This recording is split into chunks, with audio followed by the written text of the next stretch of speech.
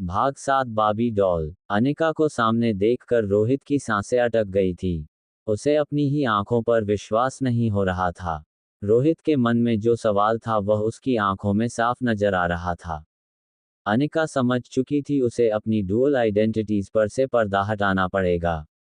रोहित की नज़र अनिका से हट नहीं रही थी। वह धीरे कदमों से अनिका और प्रीति की तरफ बढ़ा। हाथ से अनिका की ओर इशारा करते हुए पूछा, आप यहाँ? तो डॉक्टर अमृता। इतना कहकर रोहित अटक गया। वो चाहता था कि आगे की बात अनिका पूरी करें। अनिका के पास कोई और रास्ता नहीं था। वो रोहित को सब कुछ सच बताने वाली थी। प्रीति ने अनिका का हाथ पकड़कर अनिका को ऐसा करने से रोक लिया। प्रीति ने अपने दोनों हाथ जोड़कर रोहित से कहा, इसमें दीदी की कोई गलती नहीं है। सारी गलती मेरी है। अगर आपके हॉस्पिटल का कोई भी रूल टूटा है तो उसकी सजा मुझे मिलनी चाहिए, दीदी को नहीं। प्रीति की यह बात रोहित की कुछ समझ नहीं आई। रोहित ने कंफ्यूज होकर प्रीति से पूछा, आई एम सॉरी, मैं कुछ समझा नहीं। प्रीति रोहित के सवाल का जवाब सोच रही थी। वह कभी रोहित को देखती तो कभी प्रीति को। फिर धीरे धीरे धीमी आवाज में प्रीति ने रोहित के सवाल का जवाब देना शुरू किया, वो मैंने ही दीदी से कहा था। वह ऑपरेशन के वक्त मम्मी के साथ ऑपरेशन थिएटर में मौजूद रहे। मैं डर गई थी। जब मैंने सुना कि कामिनी डॉक्टर अमृता को मम्मी के ऑपरेशन में असिस्ट करने वाली है, तो मैं घबरा गई थी। कामिनी दीदी की सौतेली बहन है। वो दीदी को चोट पहुंचाने के लिए कुछ भी कर सकती है। दीदी ने नर्सिंग की थोड़ी बहुत पढ़ाई की है, इसलिए मैंने ही दीदी से रिक्वेस्ट की।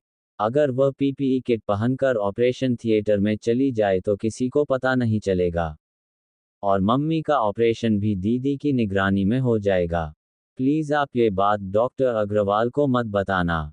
ये बात सुनकर रोहित बहुत हैरान हो गया।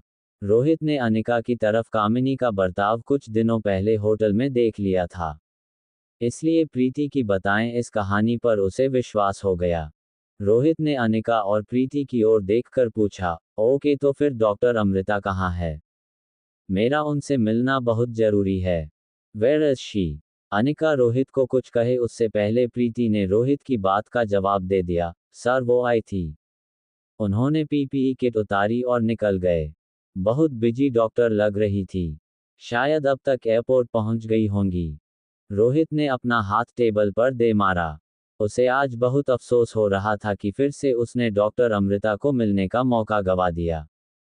रोहित का ये रिएक्शन देखकर प्रीति ने रोहित से पूछा, पर क्या आपका डॉक्टर अमृता से मिलना बहुत जरूरी था? रोहित जानता था कि इस सवाल का जवाब अगर प्रीति को मिल भी जाता तो प्रीति उसकी कोई मदद नहीं कर सकती थी। उसने अपने हाथ से इशारा करते हुए प्रीति से कहा, इट्स ओके, डोंट वरी, आप लोग जाए और पेशेंट का ध्यान रखिए। रोहित वही केबिन में खड़ा ये सोच रहा था, आखिर डॉक्टर अमृता कैसे हमेशा उसकी नज़र के सामने से गायब हो जाती है। प्रीति और अनिका केबिन से बाहर निकलने लगे। तभी रोहित ने पीछे से आवाज लगाई, एक मिनट। प्रीति और अनिका दरवाजे पर रुक गए। उन्हें डर था कहीं रोहित ने उनका झूठ पकड़ तो नहीं लिया। अनिका और प्रीति रोहित की ओर मुड़े। रोहित ने अनिका को देखकर कहा, देखो, हॉस्पिटल का रूल तो तुमने तोड़ा है। ऐसे ही पेशेंट के रिश्तेदार ऑपरेटिंग रूम में बिना परमिशन के आते रहे तो पेशेंट की जान और हॉस्पिटल की रेप्यूटेशन दोनों खतरे में पड़ जाएंगे। प्रीति और अनिका को रोहित की इस धमकी का मतलब समझ नहीं आया। रोहित ने अपने दोनों हाथ जेब में डालकर एक प्रोफेशनल की तरह अनिका के सामने एक प्रस्ताव रखा, अगर आप मेरी मदद करने के लिए तैयार है तो मैं आपकी इस हरकत के बारे में डॉक्टर अग्रवाल से शिकायत नहीं करूंगा। अनिका और प्रीति रोहित का ये प्रस्ताव सुनकर एक दूसरे को देखने लगी। रोहित 2 कदम आगे आया। रोहित अनिका को अपना प्रपोजल समझाने लगा, मेरा बेटा एक बहुत ही नाजुक स्टेट ऑफ माइंड से गुजर रहा है। उसे वहां से बाहर निकालकर रियलिटी में लाने के लिए मुझे आपकी जरूरत है। अनिका के चेहरे का कंफ्यूजन और भी बढ़ गया। वो ये नहीं समझ पा रही थी कि रोहित बार बार उसे अपने बेटे से दूर रहने की वार्निंग देता था, और आज उसी बेटे की परेशानी दूर करने के लिए रोहित उसकी मदद मांग रहा था। रोहित में अनिका और प्रीति के चेहरे का कंफ्यूजन पढ़ लिया था। उनका कंफ्यूजन दूर करने के लिए रोहित ने अनिका से कहा, देखिए आपको कुछ नहीं करना। आप बस कुछ दिनों तक, कुछ देर मेरे बेटे से मिले, उससे बातें करें, मगर हाँ, मेरे सामने, बस फिर 1-2 दिन में उसे पता चल जाएगा कि उसने अपने मन में आपके लिए जो इमेज बनाई थी वह गलत थी। रोहित को लग रहा था कि ऐसा करने से आर्यन को पता लग जाएगा कि अनिका उसकी मॉम नहीं थी। रोहित को ये भी पता था कि अगर अनिका रोहित के करीब आना चाहती है तो वो ये मौका कभी नहीं छोड़ेगी। रोहित शांत खड़ा अनिका के जवाब का इंतजार कर रहा था। अनिका ने रोहित की आंखों में आंखें डालकर जवाब दिया, देखिए मिस्टर रोहित, मैं ना तो कोई आया हूं, ना तो कोई चाइल्ड साइकोलॉजिस्ट। मुझे आपके बच्चे से पूरी सिंपैथी है, मगर इस केस में मैं आपकी कोई मदद नहीं कर सकती। और आप चाहे तो डॉक्टर अग्रवाल से मेरी कंप्लेंट कर सकते हैं। अगर मैनेजमेंट मेरे खिलाफ लीगल एक्शन भी लेना चाहे तो please go ahead, my lawyer will handle it. इतना कहकर अनिका ने प्रीति का हाथ पकड़ा और केबिन से बाहर निकल गई। अनिका का जवाब सुनकर रोहित को मानो इलेक्ट्रिक करंट लग गया। अनिका को समझने में रोहित पूरी तरह फेल हो चुका था।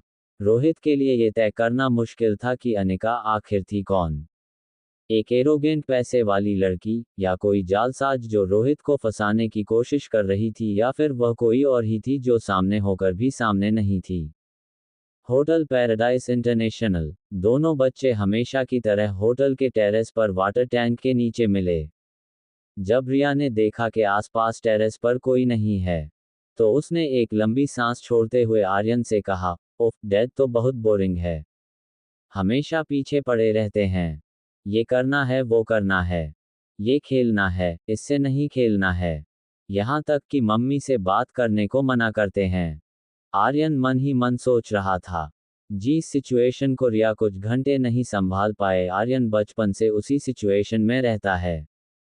आर्यन ने रिया के कंधे पर हाथ थपथपाते हुए कहा, आई नो डैड, नहीं चाहते कि मैं मॉम से बात करूं, शायद मॉम उन्हें अच्छी नहीं लगती। रिया ने अपने दोनों होंठ दबाकर कहा, नॉनसेंस मॉम, किसी को पसंद ना आए दैट्स नॉट पॉसिबल। और अगर मॉम और डैड एक दूसरे को पसंद नहीं करेंगे, तो हमारे लिए उन्हें मिलाना मुश्किल हो जाएगा। दोनों बच्चे वाटर टैंक के नीचे उल्टे लेटकर आसमान की ओर देखने लगे। थोड़ी देर दोनों खामोश रहे। आर्यन ने जमीन की ओर देखते हुए बिल्कुल धीमी आवाज में रिया से कहा, अगर तुम चाहो तो वापस मॉम के पास आ सकती हो। ये कहते हुए आर्यन को अच्छा तो नहीं लग रहा था, मगर वो जानता था कि रिया को इस तरह रिस्ट्रिक्शंस में रहना पसंद नहीं था। रिया ने एक हाथ आर्यन के कंधे पर रखा और कहा, ओके, हम फिर से अपनी अपनी जगह चले जाते हैं, मगर डोंट बी अपसेट, मौका मिलते ही मैं तुम्हें वापस मॉम के पास भेज दूंगी। प्लीज प्रे टू गॉड कि हमें बहुत जल्दी ये अदला बदली करने की जरूरत ना पड़े। मॉम डैड और हम दोनों हमेशा के लिए साथ ही रहे। रिया की ये बात सुनते ही आर्यन के चेहरे पर एक बहुत बड़ी स्माइल आ गई। आर्यन को हंसते हुए देखकर रिया भी खुश हो गई। रिया ने आर्यन के सिर पर अपना सर प्यार से टकरा दिया। दोनों बच्चे बड़े प्यार से हंसने लगे। हंसते हंसते रिया ने आर्यन से कहा, सनी चाचू इसमें तुम्हारी मदद करेंगे। वो मेरी गेमिंग टैलेंट के फैन है। उन्हें ये लगता है कि वो जिसके फैन है वो तुम ही हो। मैंने तुम्हारे कमरे की राइटिंग डेस्क की ड्रॉअर में सनी चाचू से कहकर एक फ़ोन रखवा दिया है, तुम अब आसानी से जब चाहो मुझे फ़ोन कर देना। ये बात सुनकर आर्यन को बहुत ताजुब हुआ, साथ ही उसे अपनी बहन पर प्राउड फील हुआ। रिया को अचानक कुछ याद आया। उसने आर्यन से कहा, बाय द वे, आज पापा की दोस्त श्रुति आई थी, उसने मेरा एक टेस्ट लिया जिसमें मुझे फुल मार्क्स मिले।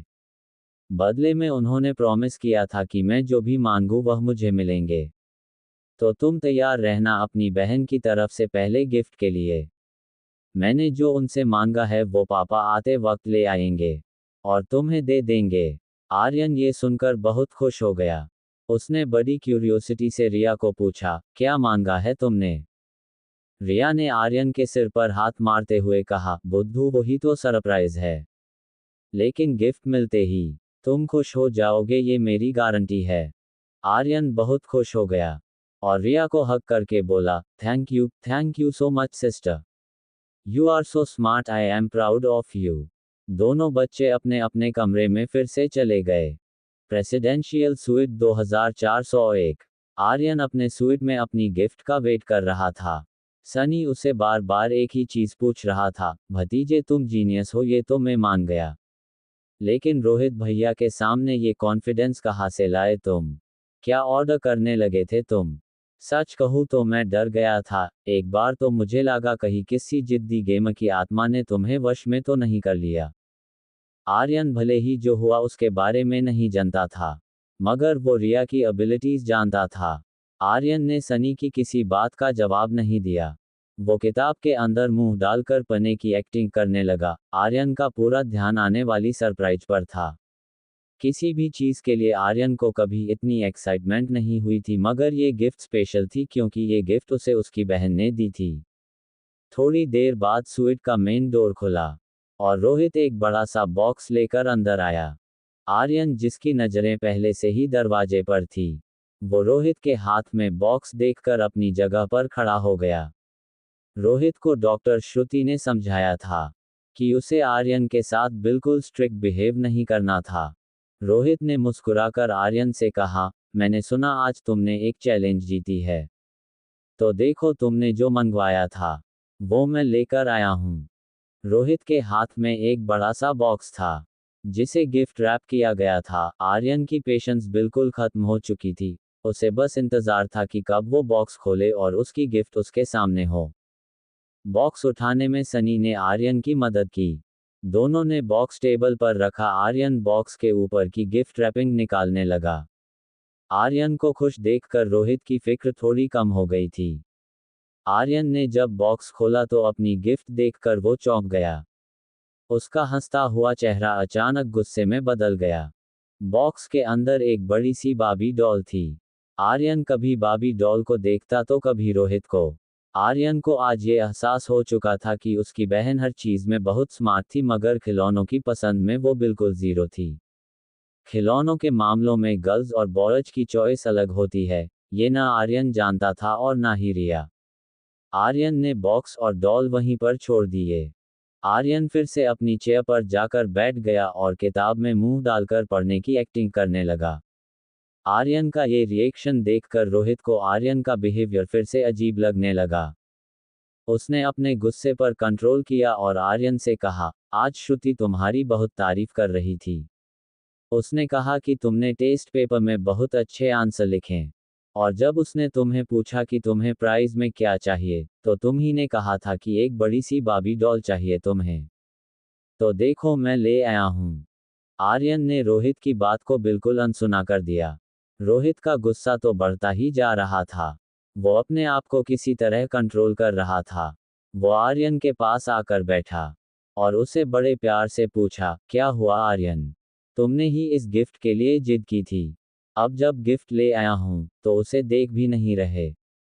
आर्यन ने फिर रोहित की बातों को इग्नोर कर दिया। अब रोहित की पेशेंस खत्म होने वाली थी।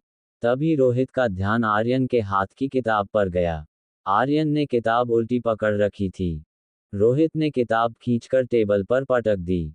रोहित अपना कंट्रोल खोते हुए गुस्से से आर्यन को कहने लगा, वॉट इज दिस आर्यन? तंग आ गया हूं मैं तुमसे, what kind of behaviour is this? सुबह कुछ होते हो, शाम को कुछ होते हो, आखिर हो क्या गया है तुम्हें? सुबह जो चीज के लिए तुम इतनी जिद कर रहे थे, शाम को वो चीज तुम्हारे सामने पड़ी है तो उसे देखते तक नहीं। आर्यन ने अपना मुंह अपने दोनों पांव के बीच छुपा लिया था। इससे रोहित का गुस्सा और ज्यादा बढ़ गया। उसने आर्यन से कहा, at least look at me when I am talking. Sunny Rohit को कंट्रोल करने की कोशिश कर रहा था, लेकिन रोहित ने सनी को भी वार्न कर दिया, खबरदार आज अगर तुमने आर्यन की साइड लेने की कोशिश की है तो तुम ही ने बिगाड़ दिया है इसे। आखिर तुम मेरी बात सुनते क्यों नहीं आर्यन? तुम ऐसे नहीं थे, तुम्हें किसी ने बदल दिया है। बस एक बार मुझे पता चल जाए कि किसने तुम्हें। रोहित आगे बोलते हुए अटक गया। उसे समझ आ गया कि कौन आर्यन पर जादू चला रहा था। रोहित मेन डोर की तरफ जाने लगा और सनी से कहा, खबरदार अगर तुम में से कोई बाहर आया है तो आज उसे छोड़ूंगा नहीं। इतना कहकर रोहित ने दरवाजा बाहर से बंद कर दिया। रोहित बहुत गुस्से में प्रेसिडेंशियल स्वीट 2402 की ओर बढ़ा। दरवाजे पर पहुंचकर उसने डोरबेल बजा दी। रोहित आज अनिका को होटल से निकालने का फैसला कर चुका था। रोहित एक्सपेक्ट कर रहा था कि अनिका दरवाजा खोलेगी, मगर दरवाजा रिया ने खोला। Little princess Aryan. अनिका के स्वीट का दरवाजा खुलता है। दरवाजा खुलते ही रिया ने रोहित को देख लिया। जब रोहित के सामने दरवाजा खुला तो रोहित को अपने आई लेवल के सामने कोई नहीं दिखा। रिया की हाइट कम थी, इसलिए जब तक रोहित अपनी नज़र नीची करता रिया दरवाजे के पीछे छुप चुकी थी। स्वीट के अंदर अंधेरा था। रोहित ने 2-3 बार आवाज लगाई, hello miss Anika, you there? Miss Anika, मुझे आपसे इम्पोर्टेंट बात करनी है। जब सामने से कोई आवाज नहीं आई तो रोहित को लगा शायद सोने से पहले अनिका ने दरवाजा खुला ही छोड़ दिया होगा। रोहित काफी गुस्से में जरूर था, मगर बिना इजाजत के कमरे में चले जाना उसके एटिकेट में नहीं था। रोहित ने 2-3 बार और आवाज लगाई, मगर जब अंदर से कोई जवाब नहीं आया तो हिम्मत करके रोहित कमरे के अंदर दाखिल हुआ। वहां लिविंग रूम में चारों ओर अंधेरा था। रोहित ने सोचा शायद अनिका बालकनी में होगी। वो धीमे कदमों से बालकनी की ओर बढ़ने लगा। जब रोहित ने बालकनी का पर्दा हटाया तो देखा कि बालकनी पूरी तरह से खाली थी। रोहित को लगा अब कमरे में रुकना सही नहीं होगा। शायद अनिका कमरे में लौटी ही नहीं है। वो अपने स्वीट में वापस जाने के लिए मुड़ा तो उसने देखा कि बेडरूम का दरवाजा पूरी तरह से खुला था। अनिका बेड पर गहरी नींद में सोई थी। बेडरूम की खिड़की से चांद की रोशनी बेड पर पड़ रही थी। चांदनी रोशनी में अनिका की खूबसूरती और भी निखर के आ रही थी। कुछ देर के लिए रोहित अनिका को बस यूं ही खड़ा देखता रहा। उसे समझ नहीं आ रहा था कि इतनी खूबसूरत लड़की जिसका चेहरा इतना मासूम था, वो किसी बच्चे को ब्रेन वॉश करने जैसी घिनौनी साजिश क्यों करेगी। अनिका के कमरे में इस तरह आकर उसे देखना रोहित को ठीक नहीं लग रहा था। तभी अचानक अनिका की आंख खुली। रोहित बहुत घबरा गया। उसके पांव जैसे जमीन में गड़ गए थे। अनिका ने रोहित को दरवाजे पर खड़ा देखा। वो खुली आंखों से उसे बस देखती रही। अनिका दिन भर की थकान और नींद के कारण समझ नहीं पाई कि वो सपना देख रही थी या सचमुच रोहित उसे दरवाजे से देख रहा था। थोड़ी देर में अनिका की आंखें फिर से बंद हो गई। रोहित ने अब तक पकड़ के रखी सांस छोड़ी। उसने अनिका के बेडरूम का दरवाजा बंद किया और अपने कमरे की ओर लौटने लगा। रोहित अभी मेन डोर की तरफ पहुंचा था कि दरवाजे के पीछे से उसे आवाज सुनाई दी। रोहित ने अपनी जेब से फोन निकालकर टॉर्च ऑन कर ली। उसने दरवाजा हटाकर देखा। दरवाजे के पीछे छुपी रिया को रोहित ने देख लिया। रोहित को अपनी आंखों पर विश्वास नहीं हो रहा था। रोहित ने रिया को बिल्कुल दबी आवाज में कहा, आर्यन, तुम यहाँ क्या कर रहे हो? मैंने तुमसे कहा था कि हमारे स्वीट से बाहर मत आना। तुम आजकल मेरी बात सुनते क्यों नहीं हो? रिया का हाथ पकड़कर रोहित उसे स्वीट से बाहर ले गया। रिया को पता था कि अगर रोहित उसे अपने स्वीट में ले गया तो रिया और आर्यन आमने सामने हो जाएंगे और उनकी सारी पोल खुल जाएगी। रिया ने अपने आप को छुड़ाने की कोशिश की, मगर रोहित के ताकतवर हाथों के सामने रिया की ताकत बहुत कम पड़ रही थी। रोहित गुस्से में रिया को खींचते हुए अपने स्वीट तक ले गया। रोहित ने अपने स्वीट का दरवाजा खोला और रिया को अंदर ले गया। डाइनिंग टेबल पर बैठे सनी ने जब रिया और रोहित को एक साथ देखा तो उसका मुंह खुला का खुला रह गया। अभी अभी कुछ ही सेकंड पहले आर्यन उसके सामने बेडरूम में गया था। उसे इस बात का यकीन नहीं हो रहा था कि अगर अभी थोड़ी देर पहले आर्यन बेडरूम में गया था तो आर्यन अब रोहित के साथ कैसे आ सकता है। रोहित रिया का हाथ पकड़कर अंदर बेडरूम में ले गया। सनी बस एक ही जगह पर बैठा हुआ फटी आंखों से दोनों को देख रहा था। रोहित ने आर्यन के बेडरूम का दरवाजा खोला और रिया के साथ बेडरूम में चला गया। रिया ने कुछ देर के लिए अपनी सांसें रोक ली थी। उसे पता था बस अब कुछ ही सेकंड में आर्यन और रिया की पोल खुल जाएगी। बेडरूम में आते ही रिया ने अपनी आंखें बंद कर ली थी। धीरे से उसने अपनी आंखें खोली। रिया ने बेडरूम में चारों तरफ देखा। उसे आर्यन कहीं नजर नहीं आया। रोहित ने रिया को बीन बैग पर बिठाया और खुद घुटनों पर बैठ गया। इस बार रोहित की आंखों में गुस्सा नहीं था। रोहित बेहद हारी हुई आवाज में रिया से कहने लगा, देखो आर्यन, मैं जानता हूँ इस उम्र में हर बच्चे को माँ और बाप दोनों की जरूरत होती है। दुनिया में हर एक को सब कुछ मिले ये जरूरी नहीं होता है। तुम्हारे पास मम्मा नहीं है, मगर मैं पूरी कोशिश करता हूँ कि तुम्हें अपनी मम्मा की कमी कभी महसूस ना हो। मगर आज मुझे इस बात का एहसास हो गया है कि मैं हार चुका हूँ। रोहित के मुंह से यह बात सुनकर रिया को बहुत बुरा लगा। रिया रोहित को इस तरह हारा हुआ नहीं देख सकती थी। वो अपनी बीन बैग पर से उठी और रोहित को हग कर लिया। थोड़ी देर रोहित और रिया बिना कुछ बोले एक दूसरे को प्यार करते रहे। फिर रोहित ने रिया को फिर से बीन बैग पर बिठाकर कहा, अगर तुम्हें वो आंटी के साथ बातें करना इतना पसंद है तो मैं उनसे कहूंगा कि रोज कुछ देर यहाँ आकर तुम्हारे साथ वक्त बिताए। ये सुनते ही रिया के मुंह से तुरंत आवाज निकली, नहीं, इसकी कोई जरूरत नहीं। रिया को पता था अगर अनिका ने रोहित की बात मान ली और अनिका यहाँ आर्यन को मिलने आ गई तो ये उसके और आर्यन के लिए मुसीबत हो सकती है। रिया ने अपनी आवाज दबाते हुए रोहित से कहा, नो आई मीन, उसकी कोई जरूरत नहीं डैड। अगर आप चाहते हैं कि मैं उनसे बातें नहीं करूंगा, मैं वही करूंगा जो आप चाहते हैं।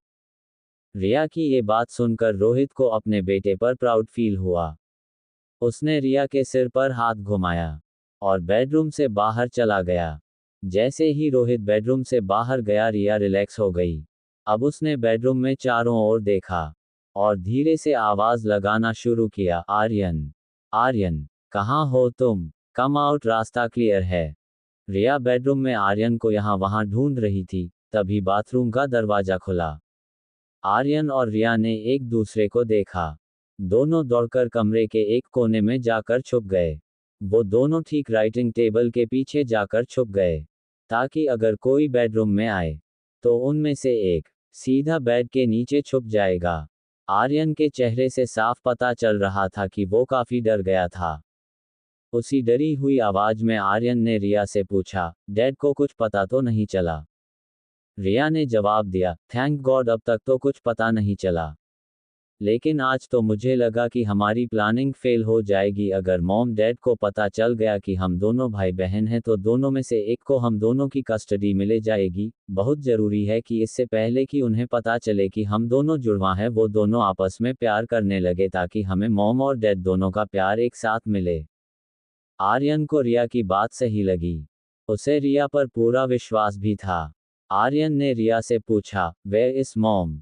रिया ने जवाब दिया, मॉम आज बहुत ही डिफिकल्ट ऑपरेशन करके आई थी, इसलिए वो सो गई है। मॉम जब भी कोई मुश्किल सर्जरी करके आती है तो कम से कम 10-12 घंटे सो जाती है। लेकिन मुझे उनके जागने से पहले मुझे वहां फिर से लौटना होगा।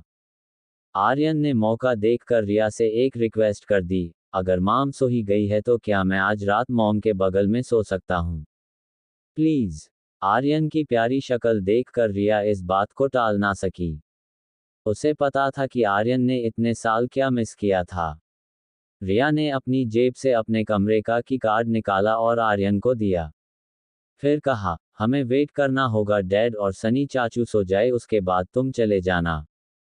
आर्यन ने रिया को बड़े प्यार से थैंक्स कहा। तभी रिया को कुछ याद आया। उसने आर्यन से पूछा, अरे हाँ, मेरी गिफ्ट कैसी लगी ये तो बताया नहीं तुमने। आर्यन ने कपबोर्ड में रखी बाबी डॉल निकालकर रिया के हाथ में दे दी। रिया डॉल को देखकर जैसे पागल हो गई कि उसके मुंह से जोर से आवाज निकली, wow, she is so cute. Riya की आवाज इतनी तेज थी कि बाहर बैठे रोहित और सनी को लगा शायद आर्यन को अंदर कोई प्रॉब्लम हुई थी। जैसे ही रोहित ने बेडरूम का दरवाजा खोला, आर्यन बेड के नीचे छिप गया। रोहित ने देखा कि रिया बाबी डॉल को हग करके खड़ी थी। रिया ने रोहित की ओर देखा और बाबी डॉल को किस करते हुए कहा, thank you dad, I love you so much. Aryan का ये बर्ताव देखकर रोहित को लगभग चक्कर आने लगे थे, मगर बिना कुछ बोले अपने आप पर कंट्रोल करके रोहित ने आर्यन को एक स्माइल दी और दरवाजा बंद कर लिया। अपने कमरे में गहरी नींद में सोई अनिका की आंखें अचानक खुल गई। उसे महसूस हुआ कि उसके बगल में रिया नहीं थी। उसे इस बात को लेकर गुस्सा आ गया कि इतनी देर रात तक रिया मोबाइल में गेम खेल रही थी। वो अपने बेड से उठकर बाहर लिविंग रूम में गई। उसने लाइट जलाई। रिया कहीं नजर नहीं आ रही थी। ना ही कमरे में, नहीं बाहर बालकनी में। घबराकर अनिका रिया को आवाज लगाने लगी, रिया, रिया कहाँ हो तुम? वेर आर यू रिया? जब उसने देखा कि रिया पूरे कमरे में कहीं मौजूद नहीं है, तो अनिका ने मेन डोर खोला। तो आर्यन बिल्कुल डोर के सामने हाथ में की कार्ड लिए दरवाजा खोलने की कोशिश कर रहा था। अनिका बेहद गुस्से में उसे देखने लगी। अनिका ने आर्यन के दोनों हाथ पकड़ लिए। उससे कहने लगी, बहुत शैतान हो गई हो तुम रिया। मेरी दी गई छूट का तुम बहुत गलत इस्तेमाल करती हो। इतनी रात को तुम कमरे से बाहर क्या कर रही थी? अनिका की डांट से आर्यन डर गया था। लेकिन उसे पता था अगर वो डर गया तो मामला बिगड़ सकता है। उसने अपने अंदर रिया जैसा कॉन्फिडेंस लाने की कोशिश की और बिना डरे अनिका से कह दिया, एक्चुअली मॉम कमरे में नेटवर्क नहीं आ रहा था, तो मैंने सोचा बाहर स्टेयरकेस पर जाकर गेम खेलूं। That's it, chill mom.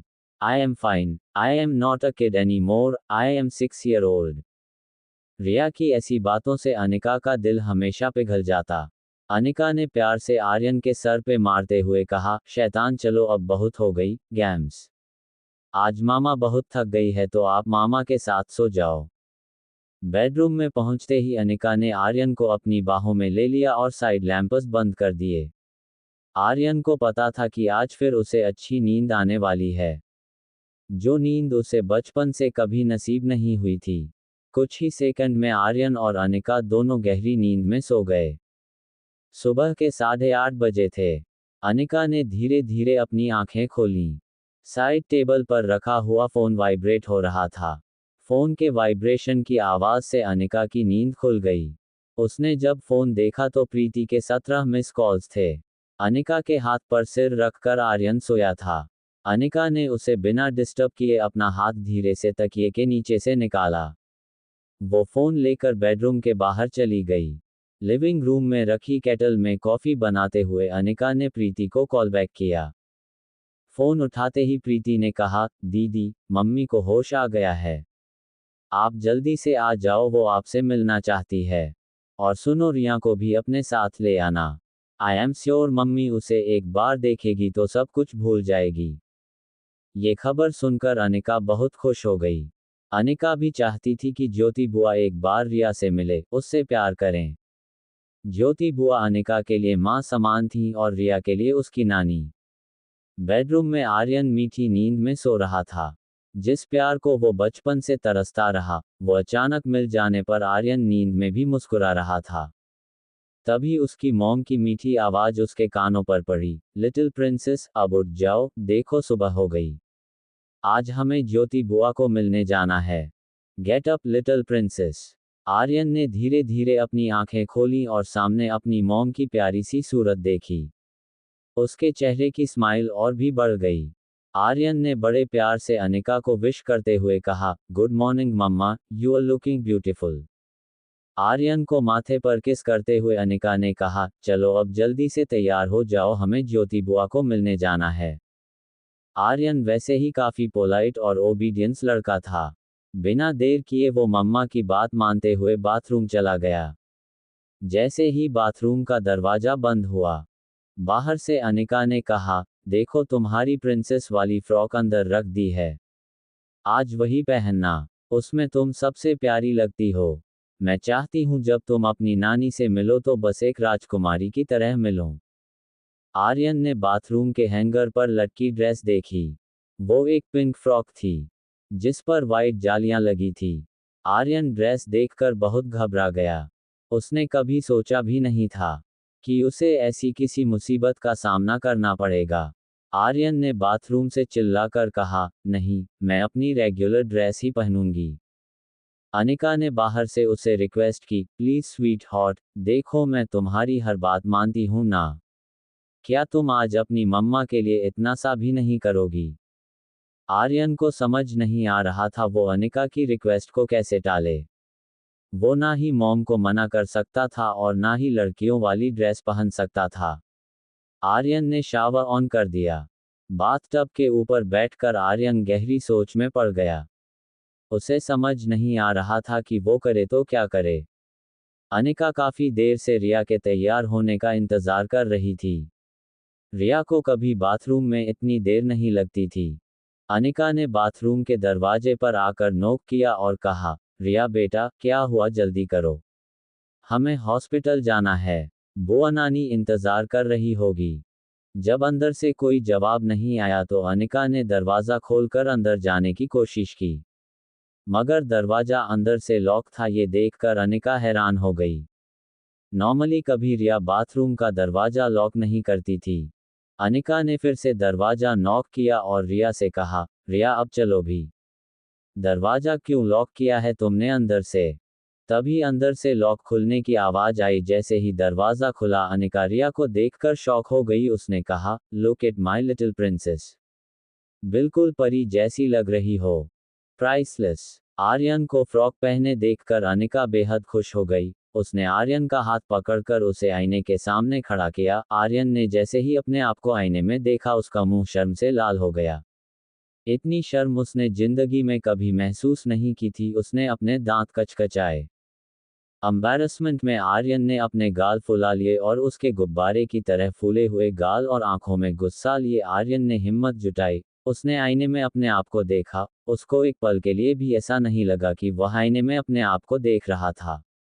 रिया का फ्रॉक ऊपर से स्लीवलेस था और नीचे से खुली हुई अम्ब्रेला की तरह लग रहा था। आर्यन को लगा जैसे मिरर के सामने तो वो खुद खड़ा है, मगर मिरर के अंदर रिया खड़ी थी। अनिका ने एक हाथ से आर्यन के दोनों गाल पकड़कर उसे किस किया और कहा, कितनी प्यारी लग रही है मेरी लिटिल प्रिंसेस। ज्योति बुआ तुम्हें देखेगी तो बहुत खुश हो जाएगी। आर्यन ने अपने दांत दबाकर गुस्सा कंट्रोल करते हुए अनिका से कहा, thank you so much mom, but I am not a princess. Anika को आर्यन की यह बात अजीब नहीं लगी। उसे पता था कि रिया को लड़कियों जैसे कपड़े पहनना बिल्कुल पसंद नहीं, मगर आज वह बहुत खुश थी कि उसके कहने पर रिया ने ये फ्रॉक पहनी थी। लाइफ केयर हॉस्पिटल में डॉक्टर अग्रवाल की कैबिन में कामिनी डॉक्टर अग्रवाल का इंतजार कर रही थी। कामिनी को इस बात का डर नहीं था कि डॉक्टर अग्रवाल उसे क्या सजा देंगे, बल्कि वो तो अभी भी अपनी इंसल्ट का बदला अनिका से कैसे लिया जाए उसके बारे में सोच रही थी। डॉक्टर अग्रवाल अपनी केबिन में आए और कामिनी को देखकर तुरंत बोले, you have ruined the Prestige of this hospital. Doctor Amrita इतनी नाराज हो गई कि जाने से पहले मुझे मिली भी नहीं। The whole hospital is ashamed of you. Management की तरफ से हमने डॉक्टर अमृता को एक अपॉलजी लेटर भी भेजा है और यह सब तुम्हारी हरकत की वजह से। डॉक्टर अग्रवाल ने कामिनी को देखा कि वो तो अपनी ही सोच में डूबी हुई थी। डॉक्टर अग्रवाल की बातों की तरफ उसका ध्यान भी नहीं था। डॉक्टर अग्रवाल ने अपने दोनों हाथ अपनी डेस्क पर पटके वो खड़े होकर गुस्से से बोले, I am talking to you Kamini, listen to me. Kamini अचानक अपने ख्यालों से बाहर आए और डॉक्टर को गुस्से में देखकर बोली, calm down sir please, I am really very sorry, दोबारा ऐसा नहीं होगा। डॉक्टर अग्रवाल को कामिनी की बातों पर बिल्कुल भी भरोसा नहीं था, मगर वह जानते थे एमबीबीएस की डिग्री की क्या वैल्यू होती है। इसलिए डॉक्टर अग्रवाल ने कामिनी को एक फाइनल वार्निंग दी और कहा, मैं चाहूँ तो तुम्हें अभी के अभी इस मेडिकल कॉलेज से रेस्टिगेट कर सकता हूँ and I can make sure कि तुम्हें और किसी भी मेडिकल कॉलेज में एडमिशन ना मिले। मगर मैं जानता हूँ एमबीबीएस डिग्री की क्या वैल्यू होती है। You are one of the topper, इसलिए मैं तुम्हें फाइनल वार्निंग देकर छोड़ रहा हूँ। डॉक्टर अग्रवाल ने हाथ से इशारा करते हुए कामिनी को बाहर जाने को कहा। कामिनी बिना देर किए केबिन से निकलने लगी। डॉक्टर अग्रवाल ने कामिनी को रोका। वो अपने टेबल से चलकर कामिनी के पास आए और उसे कहा, देखो, चाहे कितनी भी बड़ी डिग्री ले लो, तुम तब तक किसी भी प्रोफेशन में सक्सेसफुल नहीं हो सकती जब तक तुम्हारे अंदर ह्यूमैनिटी और ह्यूमिलिटी नहीं है। कामिनी ने अपने चेहरे पर दिखावे की उदासी वाले एक्सप्रेशंस दिए जैसे उसे बहुत पछतावा हो रहा था। फिर उसने डॉक्टर अग्रवाल से कहा, I am sorry sir, got my lesson, क्या मैं अब जा सकती हूँ? बुआ की दवाई का टाइम हो गया है। डॉक्टर अग्रवाल ने उसे इशारे से जाने को कहा, मगर वह जानते थे कामिनी ने जो कहा है वह उस पर कभी कायम नहीं रह सकती। रूम नंबर 32 कमरे में प्रीति, ज्योति बुआ के पलंग पर उनके पैरों के पास बैठकर सेब काट रही थी। तभी एक नर्स कमरे में आकर ज्योति बुआ की दवाएं अरेंज करने लगी। ज्योति बुआ ने धीरे से आंखें खोली और नस से पानी मांगा। प्रीति ने तुरंत उठकर टेबल पर रखा पानी का गिलास लिया। नज ने ज्योति बुआ को सहारा देते हुए बेड पर बिठा दिया। जब प्रीति ज्योति बुआ को पानी पिलाने लगी तो नज ने कहा, आप बहुत लकी हैं। बल्कि यह समझ लीजिए कि यह आपका दूसरा जन्म है। अगर डॉक्टर अमृता ने आपका ऑपरेशन नहीं किया होता तो आपका बचना बहुत मुश्किल था। नज से डॉक्टर अमृता की तारीफ सुनकर प्रीति को अपनी दीदी के लिए बहुत प्राउड फील हो रहा था। मगर उसकी मजबूरी थी, वह किसी को ये सीक्रेट बता नहीं सकती थी। आगे नज ने ये भी कहा, डॉक्टर अमृता तो डॉक्टर अग्रवाल के कहने पर भी कभी हमारी हॉस्पिटल में आई नहीं थी, मगर आपकी भतीजी के एक मेल पर वो बिना फीस के आपका ऑपरेशन करने तैयार हो गई। ये बात सुनते ही ज्योति बुआ की आंखों में आंसू आ गए। नज के और प्रीति के सहारे वापस बेड पर लेटते हुए उन्होंने कहा, मेरी अनिका है ही इतने साफ मन की, इतनी बड़ी डॉक्टर भी उसे मना नहीं कर पाए। ज्योति बुआ ने ये कहा ही था कि उसके सामने अनिका खड़ी थी। अनिका के इस नए अवतार को देखकर ज्योति बुआ हैरान रह गई। उनके मुंह से अचानक निकल गया, रोहिणी भाभी। रोहिणी गुलेरिया अनिका की मां थी। अनिका को अचानक बदले हुए अवतार में देखकर ज्योति बुआ को एक सेकंड ऐसा लगा जैसे उसके सामने रोहिणी भाभी खड़ी थी। प्रीति ने ज्योति बुआ के कंधे पर हाथ रखकर हंसते हुए कहा, मम्मी यह रोहिणी मामी नहीं है, अनिका दीदी है। प्रीति की बात सुनते ही ज्योति बुआ ने अपने दोनों हाथ अनिका की ओर फैला दिए। अनिका की आंखों से उसे बिना पता चले ही आंसू बहने लगे। उसने ज्योति बुआ की गोद में सर रख दिया। दोनों एक दूसरे को गले लगाकर काफी देर तक बिना कुछ बोले रोते रहे। कुछ देर बाद ज्योति बुआ की नजर दरवाजे के पास खड़े आर्यन पर गई। ज्योति बुआ ने एक हाथ से इशारा करके उसे अपने पास बुलाया। अनिका ने आर्यन की ओर देखा और कहा, आओ रिया, बुआ नानी के पास आओ। आर्यन अभी भी फ्रॉक में बहुत अनकंफर्टेबल फील कर रहा था। वह धीरे धीरे चलकर ज्योति बुआ के पास आया। ज्योति बुआ उसे देखते ही उसकी नज़र उतारने लगी और बोली, कितनी प्यारी लग रही है ये नन्ही गुड़िया। इसे देखो तो ऐसा लगता है जैसे परियों के देश से सीधी उतर के हमारी गोद में आए है। भगवान इसे हर बुरी नज़र से बचाए। ये कहकर ज्योति बुआ आर्यन की बलाई लेने लगी। फिर उसके गालों पर हाथ फेरते हुए प्रीति और अनिका से कहा, देख लेना ये लड़की एक दिन फिल्म की हीरोइन बनेगी। कमरे में खड़े सब लोग ज्योति बुआ की इस बात पर हंसने लगे। आर्यन को अपने बारे में ये सारी बातें सुनकर बहुत अजीब लग रहा था। वह मन ही मन सिर्फ एक ही प्रार्थना कर रहा था कि कैसे भी करके आज का दिन ढल जाए और वह जल्द से जल्द इस फ्रॉक में से बाहर निकलकर अपने नॉर्मल कपड़ों में वापस आ जाए।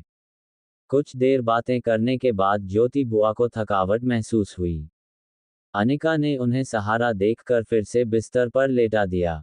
अनिका के चेहरे पर हाथ फेरते हुए ज्योति बुआ ने कहा, एक पल के लिए मुझे ऐसा लगा जैसे रोहिणी भाभी मेरे सामने खड़ी हो, बिल्कुल वैसा ही चेहरा, वैसी आंखें। ज्योति बुआ आगे कुछ कहने जाए उससे पहले पीछे से एक आवाज आई, और उतनी ही चालबाज। जब इस आवाज की ओर सबका ध्यान गया तो देखा कि कामिनी और मनीषा दरवाजे से अंदर आ रहे थे। अनिका को देखकर कामिनी की आंखों में जैसे खून सवार हो गया था।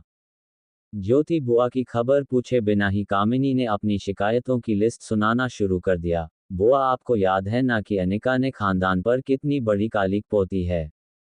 इसकी वजह से पूरे शहर में हमारी कितनी बेइज्जती हुई है और अब अपनी नाजायज औलाद को बेशर्मों की तरह यहाँ सबके सामने लेकर आई है और आप बजाय इसके कि इसे धक्के मार के यहाँ से निकाल दे, इससे प्यार जता रही हैं।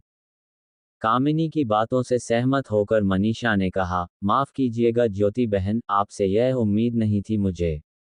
चलो प्रीति तो नादान है, इसकी बातों में आ गई, लेकिन आप तो समझदार हैं। दुनिया देखी है आपने, आप जानती नहीं जब आप यहाँ जिंदगी और मौत के बीच में जंग लड़ रही थी तब हमने अनिका से जरा सी मदद मांगी और वह हम सबको पीठ दिखाकर चली गई थी। आप जिए या मरे इस बात की भी परवाह नहीं की इस बेशर्म ने। सब कुछ जानते हुए भी प्रीति सच नहीं कह सकती थी, मगर अनिका की बेइज्जती उसे बर्दाश्त नहीं हो रही थी। प्रीति ने मनीषा की बात का जवाब देते हुए कहा, आपने दीदी से उनकी मरी हुई मां की आखिरी निशानी मांगी थी। फॉर्मा कंपनी। ऐसे कैसे आपके नाम कर देती। प्रीति की यह बात सुनकर मनीषा का चेहरा गुस्से से लाल हो गया।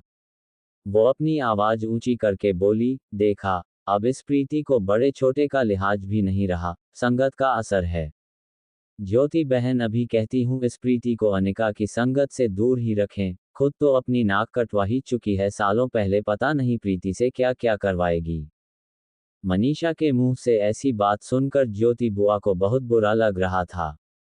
उनके ऑपरेशन के घाव अभी ताज़ा थे। उन्होंने कमजोर आवाज में मनीषा से कहा, देखो भाभी, ऐसी बातें मत करो। मुझे अनिका पर उतना ही भरोसा है जितना प्रीति पर, और देखो हमारी नन्ही गुड़िया रिया भी तो यहाँ है। कम से कम उसके सामने ऐसी बातें ना करें तो अच्छा होगा। मनीषा की नज़र आर्यन पर पड़ी। वो आर्यन के पास आए। मनीषा की बड़ी डरावनी आंखें देखकर आर्यन मनीषा से दूर जाने की कोशिश करने लगा। मनीषा उसका मुंह पकड़कर चारों ओर घुमाकर उसे देखने लगी। मनीषा ने थोड़ी देर आर्यन को गौर से देखा, फिर अनिका से कहा, बहुत प्यारी लगती है तुम्हारी बेटी। तुम्हारा बेटा भी अब तक कुछ इसी का काठी का हो गया होगा। मनीषा के मुंह से यह बात सुनते ही अनिका के होश उड़ गए। उसने मनीषा से पूछा, आप कहना क्या चाहती है। मनीषा मुस्कुराते हुए जवाब देने लगी, कहना तो मुझे बहुत कुछ है, मगर सवाल यह है कि तुम सुनना चाहती हो या नहीं। सुना है अपने बेटे को ढूंढने के लिए काफी मेहनत कर रही हो तुम। गलत लोगों को फोन मिलाने से कुछ नहीं होगा। असलियत जाननी है तो उनसे पूछो जो असलियत जानते हो। मनीषा के मुंह से यह बात सुनकर अनिका हैरान हो गई। वो ये नहीं समझ पा रही थी कि मनीषा को कैसे पता लगा कि वह यहाँ अपने बेटे को ढूंढने आए है। अनिका अब लगभग मनीषा के आगे गिड़गिड़ाने लगी, देखिए, आपको उसके बारे में कुछ भी पता हो तो प्लीज मुझे बताए, प्लीज। आपको जो भी करना है मेरे साथ कीजिए, उस मासूम ने आपका क्या बिगाड़ा है। मनीषा पूरी तरह से अनिका पर हावी हो चुकी थी। मनीषा जानती थी कि अपने बेटे का पता जानने के लिए अनिका कुछ भी कर सकती थी। उसने अनिका के सामने एक शर्त रखी, अगर तुम्हें जानना है कि तुम्हारा बेटा इस वक्त कहाँ है, कैसा है, क्या कर रहा है, तो तुम्हें उसके लिए मेरा एक छोटा सा काम करना होगा। मनीषा ने अपनी पर्स से कुछ स्टाम्प पेपर निकाले और बेड के बगल में टेबल पर रख दिए। फिर एक पेन अनिका के हाथ में देकर बोली, बस इन कागजात पर तुम्हें अपने हाथों से अपनी सिग्नेचर कर देनी है। अपनी माँ की फॉर्मा कंपनी कामिनी के नाम कर दो। जैसे ये काम कर दोगी मैं तुम्हें बता दूंगी कि तुम्हारा बेटा कहाँ है, क्या कर रहा है। अनिका को यकीन नहीं हो रहा था कि गुलेरिया परिवार उसकी मां की फॉर्मा कंपनी हथियाने के लिए इतना नीचे गिर गए थे। मगर इस वक्त उसके लिए दुनिया में अगर कुछ सबसे ज्यादा जरूरी था तो वह था उसके बेटे का पता जानना। वो जानने के लिए अनिका कुछ भी कर सकती थी। अनिका ने मनीषा के हाथ से पेन ली और टेबल के पास जाकर डॉक्यूमेंट्स पर सिग्नेचर करने लगी। आर्यन सब कुछ सुन चुका था, वो जानता था कि यह कंपनी अनिका के लिए कितनी इम्पोर्टेंट है। लेकिन आज उसे इस बात का भी पता चल गया कि उसकी मॉम उसे ढूंढने के लिए कोई भी सैक्रिफाइस करने को तैयार थी। आर्यन का प्यार अनिका के लिए और भी ज्यादा बढ़ गया। वो नहीं चाहता था कि अनिका अपनी मॉम की आखिरी निशानी किसी और को दे दे। मगर वह जानता था कि अगर वह सबके सामने सब सच बता देगा तो अनिका उसे और रिया को लेकर चली जाएगी और उसके पापा अकेले रह जाएंगे। रिया और आर्यन का प्लान ये था कि वह एक साथ पूरी फैमिली की तरह रहे, ना कि हमेशा की तरह अलग अलग। लगभग एक ही सेकंड के अंदर आर्यन के मन में ये सारे ख्याल फ्लैश हो गए। जब उसने अनिका की ओर देखा तो अनिका डॉक्यूमेंट पर साइन करने लगी थी। उसे टेबल पर नज ने रखी कुछ दवाएं दिखी। आर्यन ने एक बोतल को हाथ मारकर डॉक्यूमेंट पर गिरा दिया। बोतल में से सारा सिर्फ डॉक्यूमेंट्स पर गिरा। अनिका की साइन भी उसी के साथ डॉक्यूमेंट पर से मिट गई। मनीषा दौड़कर टेबल के पास आई। उसने डॉक्यूमेंट्स उठाकर देखा तो सारे डॉक्यूमेंट्स खराब हो चुके थे। उसने ऊंची आवाज में आर्यन को डांटना शुरू कर दिया, यह क्या किया तुमने शैतान बच्ची, बिल्कुल अपनी मां पर गई है। बदतमीज, जानती हो ये डॉक्यूमेंट कितने इंपॉर्टेंट थे। अनिका ने मनीषा को रोकते हुए कहा, जाने दीजिए, बच्ची है, उसे क्या पता गलती से बोतल गिर गई होगी। तभी पीछे से कामिनी बोली, गलती करने में बेटी भी माँ पर ही गई है। शाबाश, देखते जाओ आगे क्या क्या गलती करती है। कामिनी की इस बात पर अनिका की पेशेंस खत्म हो गई। उसने कामिनी को आंख दिखाते हुए कहा, खबरदार, अगर मेरी बेटी के बारे में एक शब्द भी आगे कहा है तो उस दिन की मार भूल गई हो तो फिर से याद दिला दूं। मनीषा भी अनिका की इस धमकी से कुछ कुछ डर गई थी। उसने सिचुएशन शांत करते हुए कहा, चलो जाने दो, बच्ची ही तो है, एक काम करती हूँ, दूसरे डॉक्यूमेंट बनवा देती हूँ। चलो सब घर चलें। अनिका ने कहा कि वो रिया को होटल छोड़कर घर आएगी। अनिका की इस बात को मनीषा ने तुरंत मान लिया। वो बस इस बात से खुश थी कि अनिका वो फॉर्मा कंपनी कामिनी को देने के लिए तैयार हो गई थी। वह यह मौका हाथ से जाने देना नहीं चाहती थी।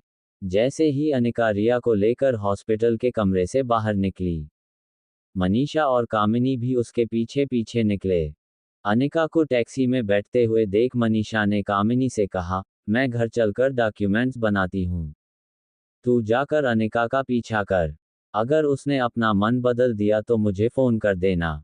ऐसी ही कहानी सुनने के लिए चैनल को सब्सक्राइब करें, लाइक और शेयर करें।